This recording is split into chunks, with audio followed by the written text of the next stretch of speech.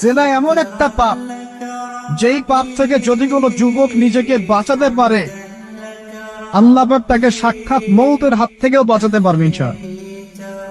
কিভাবে? তিন বন্ধু যাচ্ছে রাস্তা দিয়ে, হঠাৎ করে ঝড়, বন্ধু তিনজন ঢুকে গেল গুহার মধ্যে। কিসের মধ্যে? গুহায়, যে পাহাড়ি এলাকায় আপনারা থাকেন যারা, গুহার মুখ। হঠাৎ করে পাহাড়ের পাথর দিয়ে গুহার মুখটা বন্ধ হয়ে গেল। এখন খোলার কোনো অপশন নাই। সবাই বলছে এখন তিনজন, এখন তো আমরা বের হতে পারবো না। সবাই সবার নেক আমলের ওসিলা দিয়ে আল্লাহর কাছে দোয়া কর। কিসের ওসিলা দিয়ে? নেক আমলের ওসিলা দিয়ে দোয়া করতে হয়। জাদিস এই ছেলে বলছে, যুবক ছেলে, আল্লাহ আমার একজন চাচাতো বোন ছিল। কে ছিল? এই যে বয়ফ্রেন্ড গার্লফ্রেন্ড, খালাতো বোন, চাচাতো বোন, এখন তো বিচ্ছিরি অবস্থা। এখন এমন একটা অবস্থা, পশ্চিমা সভ্যতার রিপোর্ট গুলো পড়ে দেখি, ভাইও বোনের সাথে জানা করে না। ওদের ওখানে নিজের আপন পিতার দ্বারাও মেয়ে সেক্সুয়াল হ্যারাসমেন্টের শিকার হয়। ওরা আমাদেরকে শেখায় এখন ভালো কোনটা মন্দ কর, আর আমরা আমাদের মাথাটা কবে যে বিক্রি করে দিলা। ওদের কাছ থেকে ভালো মন্দ শিখতে হচ্ছে, কোরআন সুন্নাহ বাদ দিয়ে ওদের কাছ থেকে ভালো মন্দ শিখতে হচ্ছে। তো চাচাতো বোনকে সে খুব ভালোবাসতো, তাকে সে পেতে চাইতো, মানে তার সাথে সেক্সুয়াল সম্পর্ক করতে চাই, সোজা কথা বল।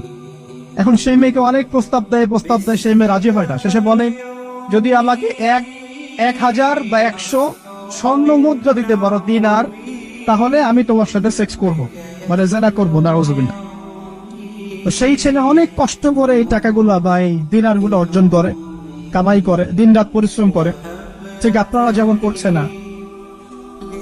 তো এরপর সে তার স্বর্ণ মুদ্রা দেয়, দিয়ে বলে যে এখন আমাকে আবার কাজ করতে দাও। তখন সেই মেয়ে রাজি হয়।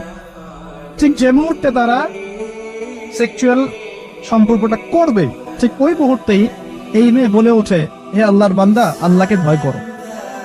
আমি সারা জীবন আমার সতীত্বকে ধরে রেখেছি, কাউকে দেইনি। আমি কারোর সাথে এরকম অন্যায় করি নাই। আমি খারাপ মেয়ে নই। তুমি আমার ইজ্জতটা নষ্ট করো না। কে বলছে কথা? মেয়ে। ওই অবস্থা থেকে কি একটা ছেলের উঠে আসা সম্ভব? এটা কি এতটাই সহজ? এটা কিন্তু সহজ না। সত্যি কথা বলতে এই বিষয়টা কিন্তু এতটাও সহজ না।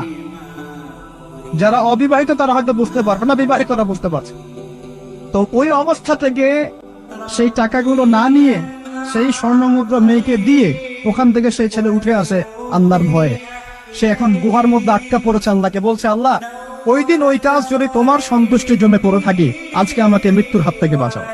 সমস্ত পাথর তাপ তাপ করে সরে গেল বন থেকে।